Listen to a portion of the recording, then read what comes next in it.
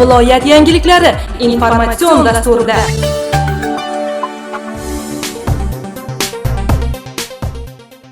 Axborotlarimizni xushxabar bilan boshlaymiz. Barqarorlik reyting agentligi o'z hisobotida Navoiy uran davlat korxonasining barqarorlik strategiyasini bosqichma-bosqich joriy etayotganligi, milliy va xalqaro me'yorlarga qat'iy amal qilayotganligini ta'kidladi hamda korxona faoliyatini yuqori baholadi.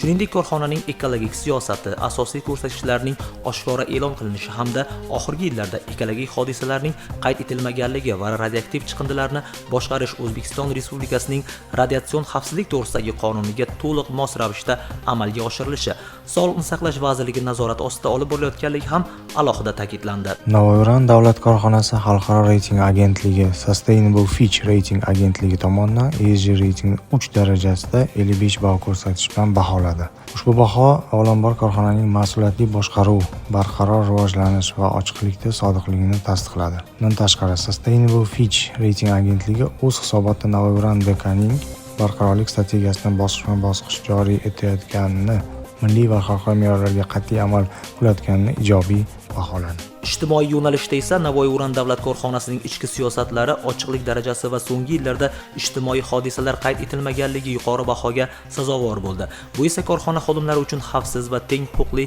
mehnat sharoitlarini yaratishga bo'lgan e'tiborni ko'rsatadi. Korporativ boshqaruvda kompaniya milliy va xalqaro amaliyotlarga amal qilishi, kuzatuv kengashi raisining va bosh direktor vakolatlari ajratilgani korxona boshqaruvida muvozanat va mas'uliyatni ta'minlashda ijobiy omil sifatida qaraldi. Mazkur reyting yangi O'zbekiston barqaror rivojlanish maqsadlariga erishishda Navoiy uran davlat korxonasi ham salmoqli hissa qo'shayotgan ishonchli va barqaror kompaniyalar safidan o'rin egallayotganligini belgilab beradi.